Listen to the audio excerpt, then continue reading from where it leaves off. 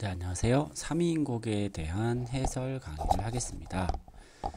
3인곡은 너무나 중요한 가사의 기본 작품이기 때문에 내신이든 수능이든 여러분들이 완벽하게 이해해 두셔야 되는 작품이다. 이렇게 보시면 되겠다. 정철의 3인곡. 네, 바로 들어갈게요. 이 몸이 삼기실제 이렇게 되죠. 이 몸이 생길 때 이런 말이 생길 때, 이 몸이 생길 때, 즉 이 몸이라서 납니다. 내가 생길 때라는 것은 그러니까 뭐야? 태어날 때 이런 말이죠. 태어날 때. 이 몸이 태어날 때 님을 좇아는 뭐 따라라는 뜻이야. 님을 따라 태어났으니 이런 말이야. 자, 표시하면 이렇게 되죠. 잠깐만. 이 몸이 태어날 때 님을 따라 태어났으니 이렇게 해석이 됩니다. 이 몸이 태어날 때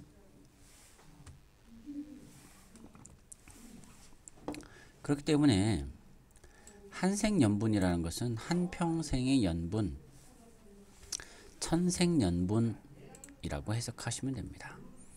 한평생의 인연 혹은 천생연분인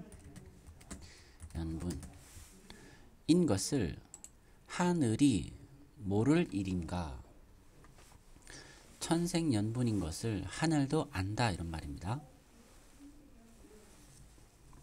여기 자꾸 뜨네요. 내가 태어날 때 그냥 태어난 것이 아니고 임을 따라서 태어났으니까 이것은 하늘이 정해준 인연이다 이런 말이야.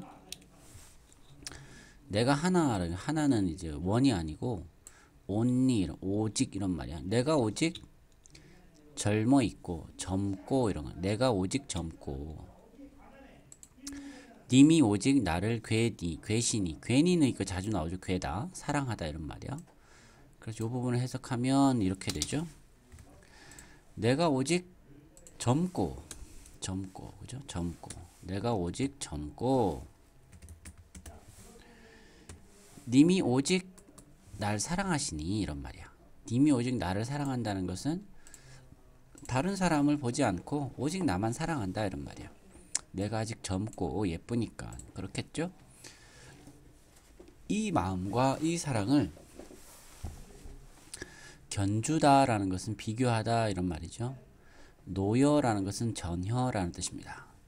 그래서 이 마음과 이 사랑을 비교할 때가 전혀 없다. 그죠? 비교할 때가 전혀 없다라는 것은 결국 이 사랑이 제일 뭐하다라는 거예요. 아름답다. 이 마음이 그죠? 그런 뜻이야. 그래서 평생에 원하였는데 이런 말이야. 원하요대라는 것은 평생에 원하였는데 무엇을 원하였느냐? 한데 내자 하였더니 이런 말이야. 내다라는 것은 지내다 이런 뜻이거든요. 그래서 한데는 함께 살고자 하였는데 이런 말이야. 하였는데 함께 살고자 하였는데 이런 말이야. 평생에 원하여대. 평생에 평생에 어디 갔죠? 여기 있네. 원하였는데 무엇을 함께 살고자. 평생의 원이 좀 애매하네. 평생에 원한 것이 원하여대. 그냥 해석합시다. 있는 그대로 평생에 원하였는데 함께 살고자 하였는데, 즉 평생에 원한 것은 내가 함께 살고자 하는 것이었는데 늘 거야 라는 것은 늙어서 무슨 일로 외워두고 라는 것은 외워두고 홀로 두고 이런 말이야. 홀로 두고 그리워하는가 이런 말이야. 외워두고 라는 것은 외 따로 두고 홀로 두고 그리는 고 그리워하는가. 즉 젊었을 때는 나도 예쁘고 님도 나를 사랑했는데 그래서 내가 님을 사랑하는 마음이 정말 깊었습니다. 그래서 평생에 원한 것은 함께 살고자 하였던 거예요. 근데 이게 늙어서 무슨 일로 홀로 두고 그리워하게 되었는가. 즉 님이 나 옆에 없는 거죠. 엊그제 님을 매셔. 엊그제 이렇게 나와 있죠. 엊그제 님을 매셔라고 되어 있는데 엊그제 네모를 쳐도 되고요. 이제 과거의 장면이다. 그죠? 님을 모시고 광한전에 올랐는데 광한전은 어디냐? 광한전은 자 보세요. 옥황상제가 사는 궁궐을 우리가 광한전이다. 이렇게 이야기합니다. 엊그제 님을 매셔서 옥황상제가 계시는 그 궁궐에 올랐는데 이런 말이야. 님이 그럼 옥황상제라는 건가요? 자, 엊그제 님을 모시고 옥황상제가 사는 궁궐이라는 곳인 광한전에 올랐는데 그더디라는 것은 그동안에 어찌하여 하게 인간 세상에 내려왔는가 이렇게 되는 거죠. 그동안에 어찌해서 인간 세상 속세에 내려왔는가 내려오니 이런 말. 속세에 내려오니 이 부분은 좀 이제 정리할 필요가 있죠. 그죠? 엊그제 님을 모시고 광한전에 올랐다라는 것인데요. 이거는 뭐냐? 광한전이라는 것은 그런 뭐 선계잖아, 선계. 그리고 여기 나와 있는 하계라는 것은 이제 인간이 사는 인간 세상이죠. 하계는 인간계다. 이렇게 볼 수 있죠. 그럼 선계라는 것은 신선의 세계, 선계에서는 임과 함께 했죠. 근데 하계에서는 버림을 받고 혼자 지냅니다. 그쵸? 이렇게 돼 있네. 그러면 이게 선계에서 인과 함께 했다는 것은 하나의 어떤 자기가 어떤 화자가 여자니까 선녀나 이런 사람이었는데 인간으로 이제 적강이 되었다. 혼자 와서 이제 인간 세계로 와서 이별을 했다. 이렇게 보시는 거죠. 그리고 요거가 이제 이렇게 해석할 수 있고 또 이제 그 표현론적으로 즉 정철이라는 어떤 신하에 된 신분을 중심으로 이렇게 감상을 하게 되면 이 궁궐은 또 저기 한양 그죠? 임금이 있는 한양이다 이렇게 볼 수도 있습니다. 그렇죠? 그러면 이제 이렇게 두 가지로 이런 식으로 우리가 해석해 볼 수 있다. 올적이라는 것은 올 때 빗은 머리 얽히언지 3년이라. 그죠? 얽히다라는 것은 헝클어지다 이러면 얽히언디 헝클어진 지가 3년이 되었다라는 말은 뭐예요? 3년 동안 머리를 빗지 않았다라는 것이죠. 그 이유는 나와 있습니다. 연지부는 뭐 화장품 같은 거죠. 있지만 누구를 위해서 고이 예쁘게 단장을 할 것인가 이런 말입니다. 화장품이 있지만 누구를 위해 곱게 할 것인가. 왜요? 곱게 해봐야 뭐 소용이 없잖아요. 왜요? 님이 지금 내 옆에 없기 때문에. 이런 것들도 전부 다 님에 대한 어떤 사랑을 이야기한다. 이렇게 볼 수 있습니다. 그래서 내 마음에 맺힌 시름이 첩첩이 쌓여 있다. 이런 말이죠. 시름이 마음에 맺힌 시름이 첩첩 쌓여 있다. 이런 부분은 추상적 관념의 구체화다. 이렇게 이제 내신 시험에 자주 좀 나와서 한번 정리를 해보면요. 추상적 관념의 이제 구체화다. 왜 그러냐면, 자, 시름이라는 것은 첩첩이 쌓일 수 없는 것이죠. 이것은 추상적인 거죠. 추상적인 거. 첩첩이 쌓여 있다는 것은 뭐예요? 구체적으로 우리가 시각으로 확인하는 거잖아요. 그래서 이 부분이 추상적 관념의 구체화다라고 해서 내신 같은데 조금 이렇게 나올 수 있습니다. 짓는이 한숨이고 디난이 흐르는 것, 지는 것이 눈물이다 이런 말이야. 흐르는 것이 눈물이다. 그쵸? 대구법이 사용되었고 그 다음에 도치법이 사용됐다. 그죠? 원래는 어떻게 돼야 돼요? 원래 정상적인 어수는 한숨이 지어지고 눈물이 지는구나 흐르는구나 이렇게 돼야 되는 건데 그 일반적 어순에서 어긋났으니까 도치법이 되겠고요. 앞뒤를 요거를 기준점으로 앞에 있는 문장의 구조가 뒤에 있는 문장의 구조가 대칭을 이루니까 대꾸법이다. 이렇게 보실 수 있습니다. 이해되시죠? 인생은 유한한데, 그쵸? 시름은 끝이 없구나. 그지는 끝이야, 끝.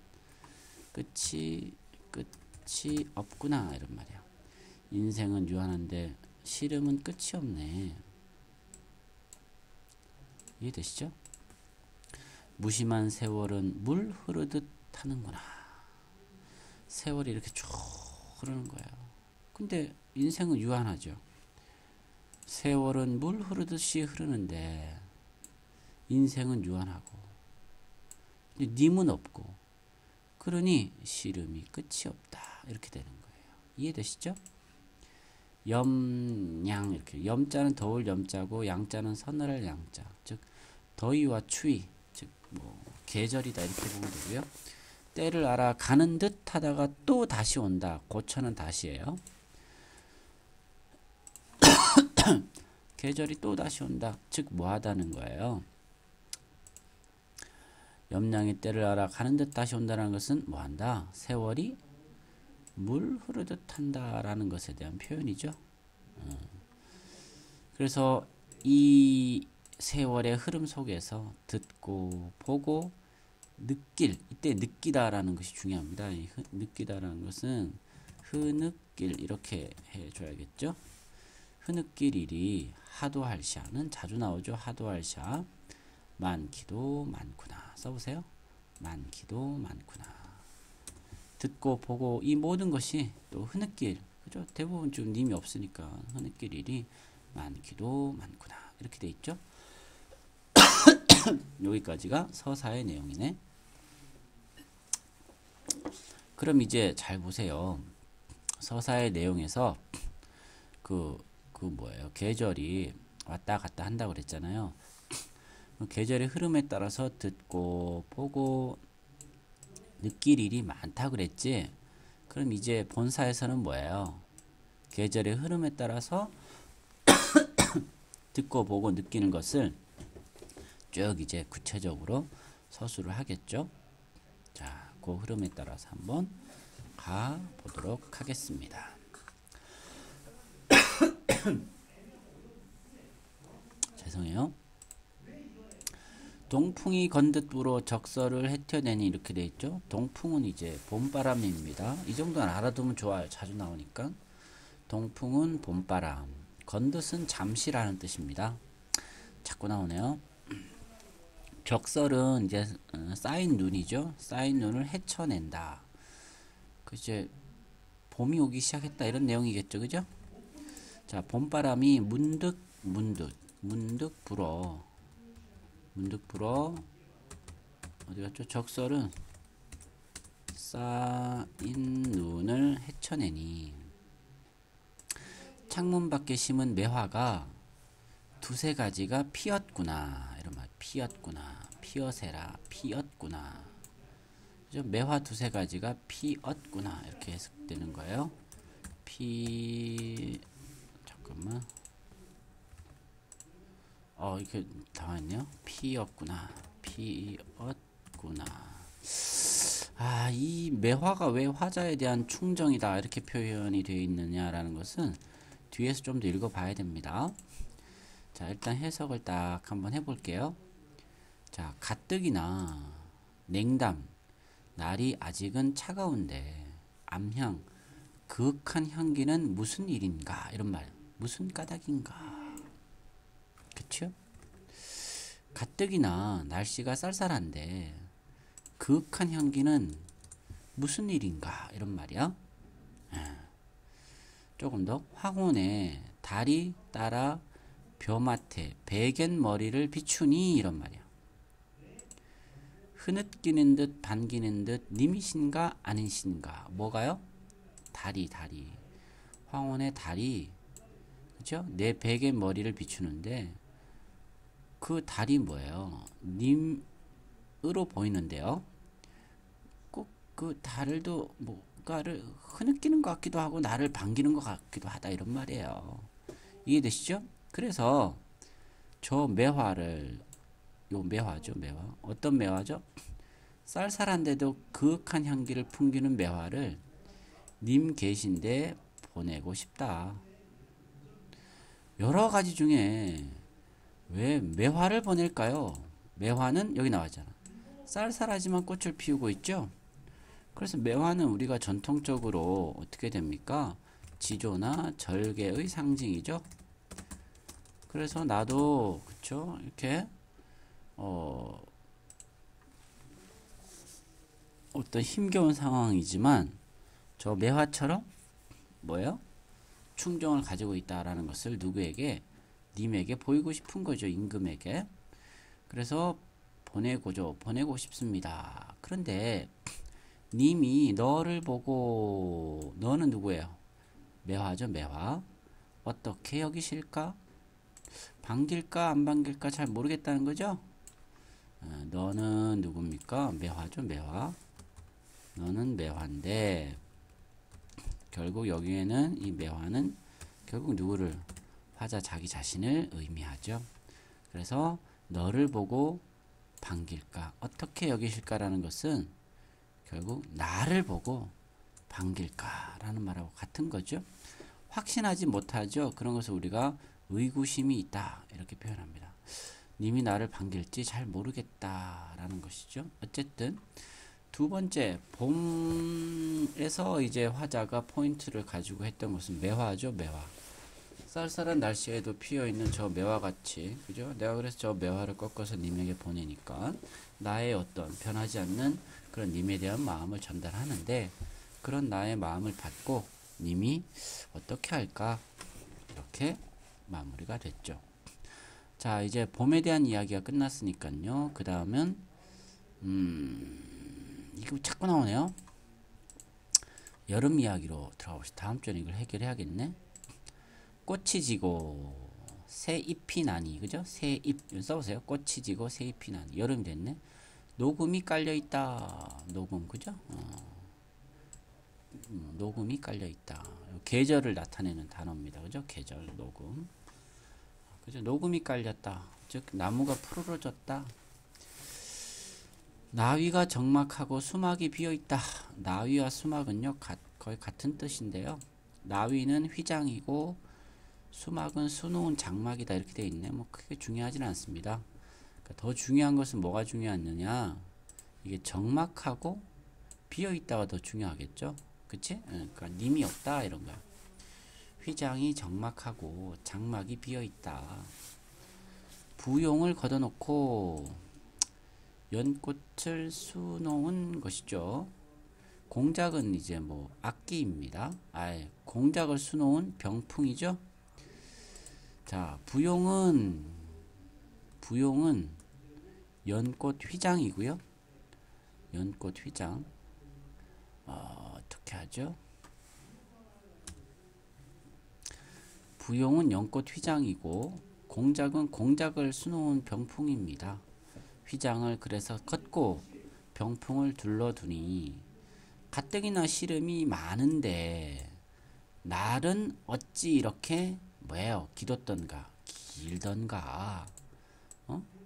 아니 가뜩이나 내가 님이 없어서 시름이 많은데 날도 이렇게 잘 끝나지 않고 이게 길어요. 그러니까 얼마나 근심 걱정이 더 많겠어. 그 얘기야. 이해되죠? 그래서 원앙금을 베어놓고,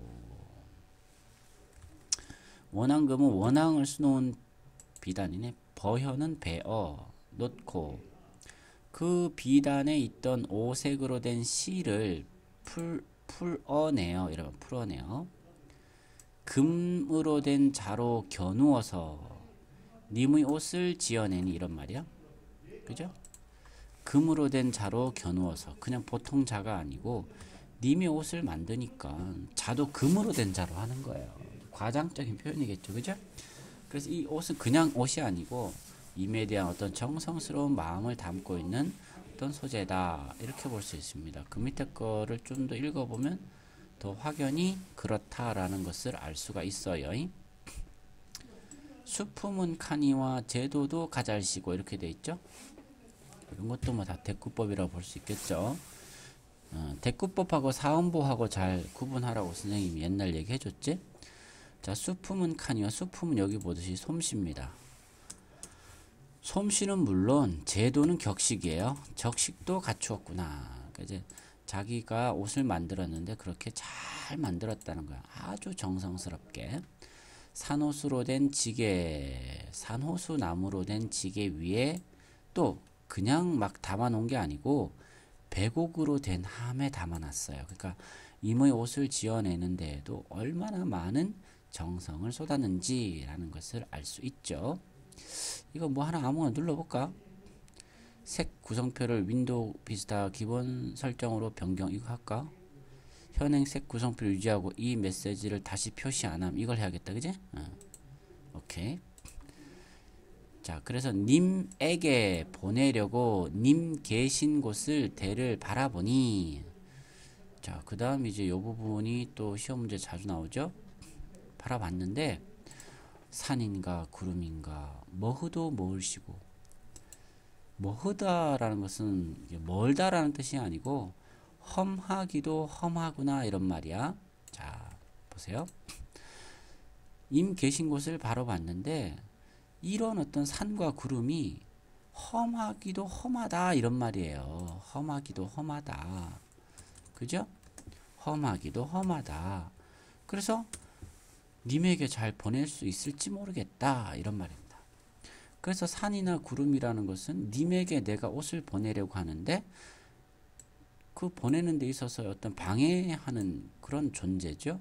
그래서 임과 나를 가로막는 장애물이 되고 표현론적 즉 정철의 입장에서 보면 임금과 자기 사이를 가로막는 간신이다 이렇게 볼 수 있습니다. 이제 관동별곡에도 구름이 똑같이 이렇게 나왔었죠. 그죠? 오케이. 천리 만리길을 누가 찾아가겠는가? 천리 만리길이라는 것은 그만큼 어떤 임과 나의 어떤 심리적인 거리감 이렇게 볼 수도 있겠죠. 또 니거든이라는 것은 뭐예요? 이르거든, 도착하거든 이런 말이에요. 이르거든 그 함을 열어두고 이러면 여기 삽입 표시하고 써보세요. 백옥함에 담았잖아요. 함을 열어두고 그죠? 그 함을 보면서 그 함에 있는 옷을 보면서 날인가 반기시겠는가? 잘 모르는 거예요. 반길지 안 반길지. 이해되시죠? 그래서 뭐가 이제 여름 이야기가 끝났어. 자, 그 다음에는 이제 뭐예요? 가을이네 가을. 자, 가을. 하룻밤 서리 김에 기러기가 울어낼제 이렇게 됐죠. 그죠? 그러니까 가을이 되면 아침에 이제 서리가 이렇게 내리죠. 서리가 내릴 때 또 기러기가 이제 울면서 그 녀다라는 말은 고전에서 선생님이 자주 나온다고 그랬죠. 지나다 이런 말이에요. 그래서 전체를 해석하면 이렇게 됩니다. 서리가 내릴 무렵 서리김에 기러기가 울어낼제 여기서 감정이입이 되는데 기러기가 울면서 지날 때, 갈 때 이런 말이야. 이건 감정이입으로 볼 수 있겠죠. 화자의 감정이 좀 슬프니까. 서리김이라는 것은 이건 이제 배경을 알 수 있는 가을의 계절적 배경을 알 수 있는 표현이네, 그죠? 서리가 내릴 무렵 기러기가 울면서 갈 때 이런 말이야. 위루에 혼자 올라 수정염을 거두니 이런 말이야. 위루라는 것은 이제 이게 위태할 위자거든. 그러니까 높은 누각입니다. 누각 누자예요. 높은 누각에 혼자 올라서 수정염이라는 것은 이제 발이죠. 발. 그러니까 이제 발을 수정으로 만든 발을 거두니 이런 뜻입니다. 해석을 하면 이렇게 되죠. 발을 거두니 수정염이라 수정으로 만든 발이 뭔지는 알죠. 여러분 중국집 같은 데 가보면 입구에 이렇게 쫙 이렇게 된 거 있잖아. 이렇게 문 입구에 그죠? 이거 이제 걷는 거 이렇게 거두니 이런 말이에요. 동산에 달이 나고 북극에 별이 보이니 이것 또한 님인가 그죠? 달이나 별을 보고 님인가 반기니 눈물이 절로 난다. 그쵸? 우리도 요즘에는 뭐 모르겠다만 이게 사랑하는 사람과 이렇게 헤어져 있으면 달을 보면서 님의 얼굴을 떠올리고 그러잖아. 그지? 그런 거 생각하면 아마 이해가 될 것이다. 이해되죠? 자, 그 다음이 또 조금 자주 나오는 부분인데 잘 보셔야 된다. 청광을이라는 것은 이제 달의 밝은 빛입니다. 맑은 빛이겠죠?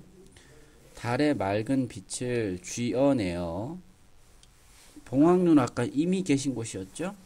이미 계신 봉황루에 내가 저 맑은 빛을 붙이고 싶다 이런 말이야.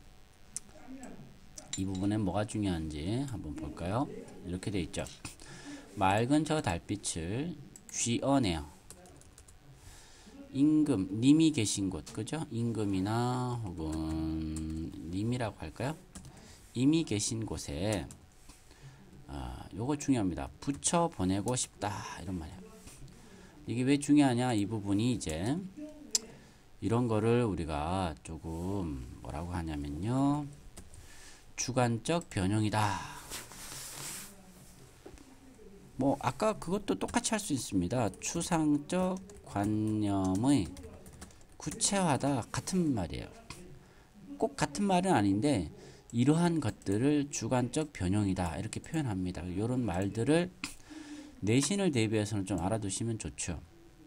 즉 맑은 달빛은 내가 쥐어내거나 그래서 붙여 보낼 수 있는 성질은 아니죠. 미안하다. 이건 좀 지우자. 추상적 관념의 구체화는 선생님이 지우자. 잘못 설명했네. 미안해. 그러니까 주관적 변형만 이렇게 하면 되겠다. 그죠? 왜 그러냐? 맑은 달빛은 화자 마음대로 쥐어내거나 어느 곳으로 붙여 보낼 수 없는 것인데 그것을 붙여 보낼 수 있다라고 자기 나름대로 어떤 대상을 변용, 바꾸어서 썼죠. 그래서 이것을 주관적 변형이다 라고 이야기합니다. 이거는 추상적 관념은 아니죠. 구체적인 관념이죠. 구체적인 어떤 대상이잖아. 그제? 이해되죠? 근데 저 맑은 달을 임금한테 달빛을 왜 보내고 싶은 거야? 보내면 임금이 그 봉황루의 누각 위에 걸어두고 팔황 온 세상을 다 비추게 해서 심산궁곡을 심상 깊은 산 깊은 골짜기까지 점낮 대낮같이 만들었으면 좋겠다 라는 바람에서 화자는 임에게 청광을 보내주고 싶은 거죠. 이 이유 때문에 정리해보면 이렇습니다. 누각 위에 걸어두고 온 세상에 비추어서 깊은 산골 혹은 뭐 심산군곡이니까 깊은 산골이라고만 하자. 깊은 산골은 뭐예요? 해가 잘 들지 않죠. 까지도 대낮처럼 만들어라. 자, 이 부분은 두 가지 의미가 있는데요. 첫 번째, 그냥 뭐 사랑하는 임과의 관계다 내재적으로만 해석을 한다면, 그죠? 자기가 지금 멀리 떨어져 있으니까 이 깊은 산골은 자기가 있는 곳이겠죠. 그래서 화자에게도 관심을 이렇게도 해석이 됩니다. 화자에게도 관심을 이렇게도 해석이 되고, 이것을 이제 그 임금과 신하의 관계로 본다면 어떤 선정의 기원이 되겠죠. 요거는 이제 내재적으로만 해석을 했을 때, 그 다음에 요거는 이제 임금인데 외재적으로 표현론적으로 해석을 했을 때, 즉 작가를 중심으로 해석을 했을 때는 선한 정치, 바람직한 정치를 임금이 펴기를 뭐한다? 기원하는 것으로 해석할 수 있습니다. 즉 깊은 산골 해가 들지 않는 곳은 뭐예요?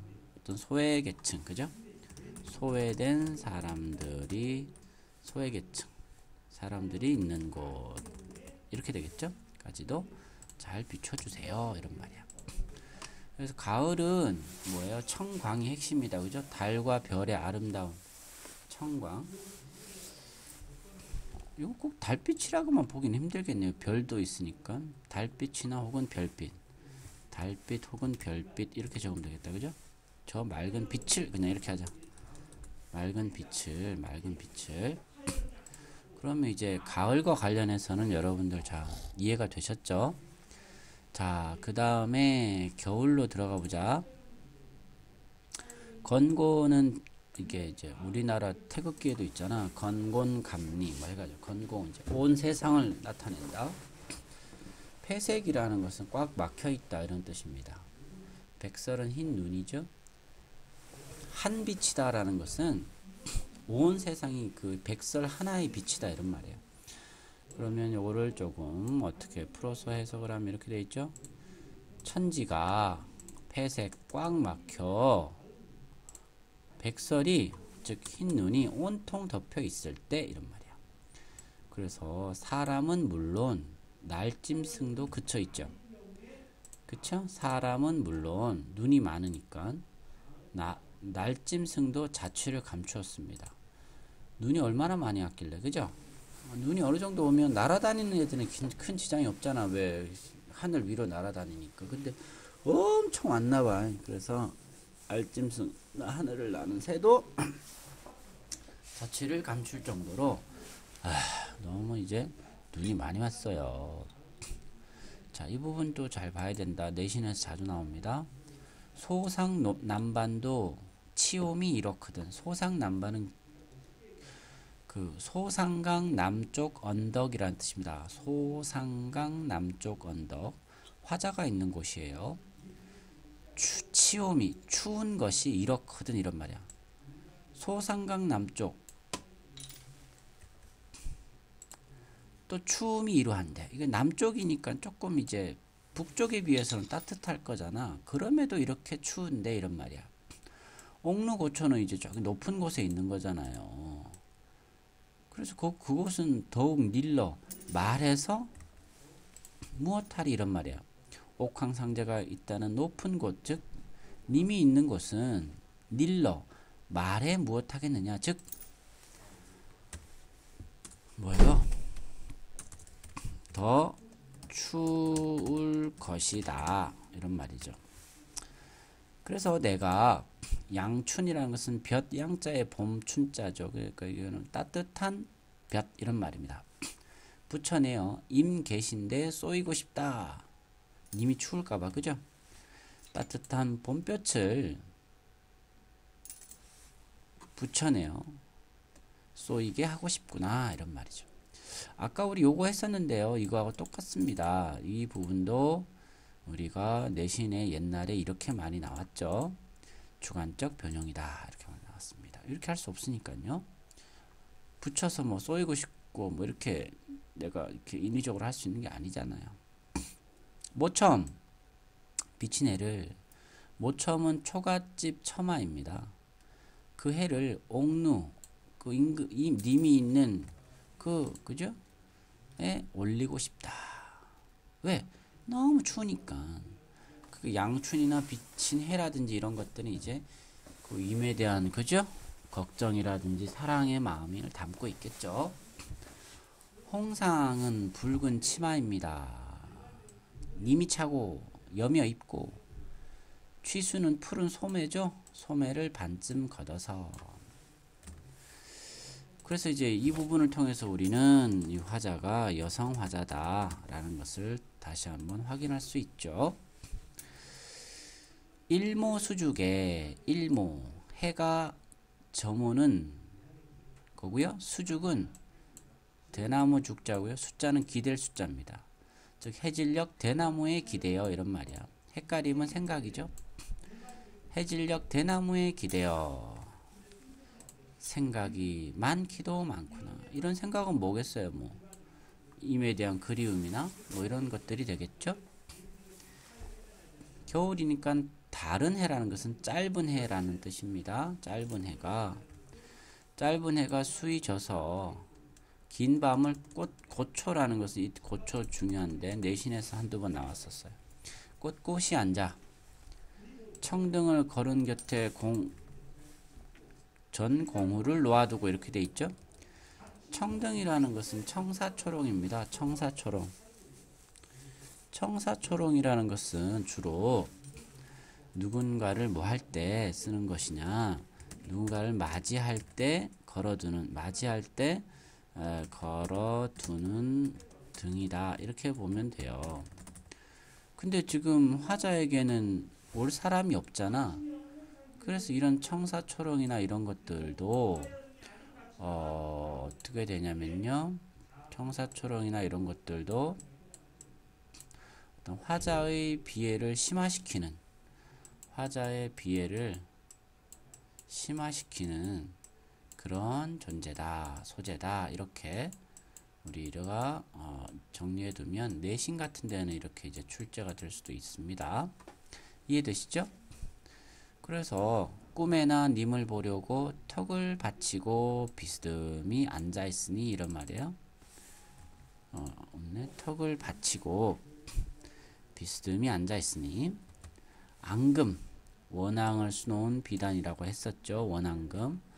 그죠? 이불도 차기도 차구나. 차다. 이런 것들도 상당히, 그죠? 차다라는 것은 어떤 하나의 감각적 표현이죠. 감각적 어떤 표현이에요? 촉각적 표현. 이런 걸 통해서도 어떤 사실은 외로운 정서를 간접적으로 제시하고 있다. 이렇게 볼 수도 있습니다. 이해되시죠? 벌써 이렇게 많이 했네. 그래서 어디까지? 겨울까지 이제 이야기가 됐네요. 그죠? 자, 여기까지가 본사고요. 여섯 번째가 이제 마지막 결사입니다. 자, 한번 보자고요. 하루도 12때, 한 달도 30날. 선생님, 요즘 하루가 24시잖아요. 왜 12때인가요? 옛날에는 지금 단위로 2시간씩이 한 단위였죠. 뭐 4시다 그러면 뭐 몇 시부터 몇 시까지인데, 그게 2시간 단위라서 하루 12때라는 것은 하루 종일이라는 뜻입니다. 그래서 하루 종일, 한 달 내내, 이런 말이야. 화자의 시름의 깊이를 강조하죠. 왜? 적은듯 생각하지 마라 라는, 적은듯 잠시라도 생각하지 마라. 누구의 생각을? 그죠? 생각하지 마라. 여기, 그죠? 임을 생각하지 마라. 그죠? 그래서 내가 이 시름을 잊자고 하는데, 그죠? 그 하루 12때, 한 달도 30날, 잠시라도 내가 생각을 말았으면 좋겠는데, 그게 안 된다는 거죠. 그래서 바로 이 표현이 화자의 시름의 깊이를 강조하는 부분이다. 이렇게 보시면 됩니다. 마음에 맺혀 있어서 골수에 깨쳐 있다. 골수라는 뼈죠. 뼈 속에 새겨 있으니, 뭐 임에 대한 그리움이. 편작이라는 것은 중국에서 허준 같은, 우리나라의 허준 같은 중국의 명입니다. 잘 고치는 의사가 열희 오나 10명이 온들 이 병은 상사병이겠죠. 어찌하겠는가, 고칠 수 없다, 이런 말이야. 내 병이야. 이것은 님의 탓이로다. 님의 탓이로다라는 것은 이제 님 때문에 걸린 상사병이다, 이런 말이죠. 자, 근데 이 부분에서 이제 우리가 내신에서 주로 시험 문제 어떻게 나오냐면, 3위인곡을 가지고 화자는 임을 원망한다. 그러면 뭐 이 님의 탓이로다, 이 부분 때문에 애들이 착각할 수 있는데요. 이거는 작품 전체에서 X입니다. X. 원망하는 태도는 X다. 왜 그러냐? 작품 전체를 봤을 때 작품 전체를 고려했을 때 화자는 임에 대한 지극한 어떤 사랑, 또 그죠? 어떤 그리움의 태도를 가지고 있죠. 그리움의 태도가 중심이 되기 때문에 이런 부분적인 구조를 가지고 화자는 님을 원망한다, 이렇게 하면 안 되는 것이지. 이해되죠? 자, 그 다음 이게 또 자주 나옵니다. 차라리, 그죠? 차라리 시어디어라는 것은 사라져서, 죽어서, 이런 말이야. 범나비는 호랑나비죠. 이것도 이제 주관적 변형이야. 자기 나름대로 변형적인 표현을 했다, 이겁니다. 그래서 왜 호랑나비가 되고 싶어요? 이유가 나와 있죠. 꽃나무는 꽃나무입니다. 꽃나무 가지마다 간 곳에 그 가지 족족 앉아서 내가 앉아서 호랑나비가 되어 앉아서 그러면 거기에 뭐가 그죠? 내 날개에 향기가 묻겠죠. 향기가 묻은 날개로 님의 옷에 오르겠다. 죽어서라도 어떻게 님에게 가는데 향기까지 님에게 더 주려고 하잖아. 그래서 향기 묻은 날개가 써볼까요? 향 묻은 날개가 화자의 어떤 초월적인 변함없는 그런 사랑을 나타낸다. 이렇게 볼 수가 있습니다. 그래서 님이야 날인 줄 몰라도 나는 죽어서라도 님을 따르고 싶다. 그러니까 이렇게 돼 있으니까 뭐예요? 화자는 님을 원망한다. 이런 걸 볼 수가 없죠. 님이 나인 줄 몰라도 나는 님을 따르겠다. 이렇게 돼 있잖아요. 그죠? 일편단심, 초월적 사랑. 3653 이거하고 조금 어거지이긴 하지만 시조의 종장은 원래 3543이죠. 가사의 결구가 좀 음수가 글자 수가 유사하죠. 유사하다고 하긴 좀 애매한데 그래도 유사하기 때문에 정격 가사다. 이렇게 우리가 결론을 내릴 수가 있다. 이해되십니까? 그 사랑을 하려면 이 정도는 해야겠죠. 이런 어떤 깊은 그런 사랑. 그래야 우리가 어떤 인간으로서의 누릴 수 있는 깊은 우리 인간의 내면적 감정을 이렇게 느끼고 이렇게 또 우리가 살 수 있는데 요즘엔 너무 이런 어떤 인간적 휴머니즘적인 그런 정서와 이런 것들이 너무 메말라서 우리의 삶이 좀 너무 각박한 것이 아닌가. 그래서 이런 고전 작품을 공부해서 정확한 해석도 중요한데 우리 선조들의 삶 이런 작품 속에 담겨 있는 그런 짙은 인간적인 어떤 그러한 감정들, 이러한 것들이라도 여러분들이 좀 느꼈으면 좋겠습니다. 여러분 고생하셨어요.